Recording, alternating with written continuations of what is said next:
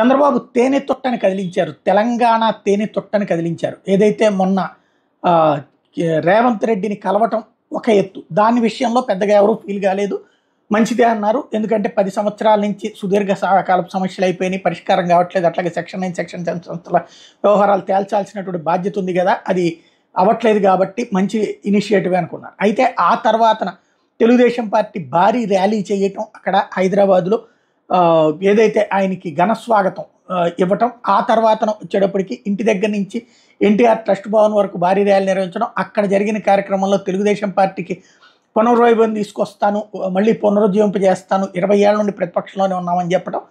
దీంతో తెలుగుదేశం పార్టీ మళ్ళీ యాక్టివ్ రోల్లోకి వస్తుందనగానే ఇక ఒక్కొక్కళ్ళు మాట్లాడడం బిగిన్ చేశారు. అందులో ఎస్పెషల్లీ కాంగ్రెస్ వాళ్ళు, భారతీయ జనతా పార్టీ వాళ్ళు సైలెంట్గా ఉన్నారు.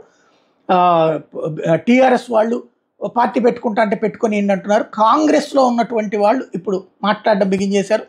ఓ పక్కన ఇంతవరకు భారతీయ జనతా పార్టీలో ఉండి కరెక్ట్గా ఎలక్షన్స్ ముందు కాంగ్రెస్లోకి చేరినటువంటి విజయశాంతి కీలకమైన స్టేట్మెంట్ ఇచ్చింది. చంద్రబాబు తెలుగు రాష్ట్రాల ప్రయోజనాల కోసం వచ్చారని అంతా అనుకున్నారు, కానీ టీడీపీ ప్రయోజనాలే రహస్య ఎజెండాగా ఉందేమోనన్న అనుమానం కలుగుతోంది. అట్లాంటి కుట్రలు చేస్తే ఆ పార్టీ పూర్తిగా గల్లంతవుతుంది అంటూ ట్విట్టర్లో ట్వీట్ చేస్తూ వచ్చారు.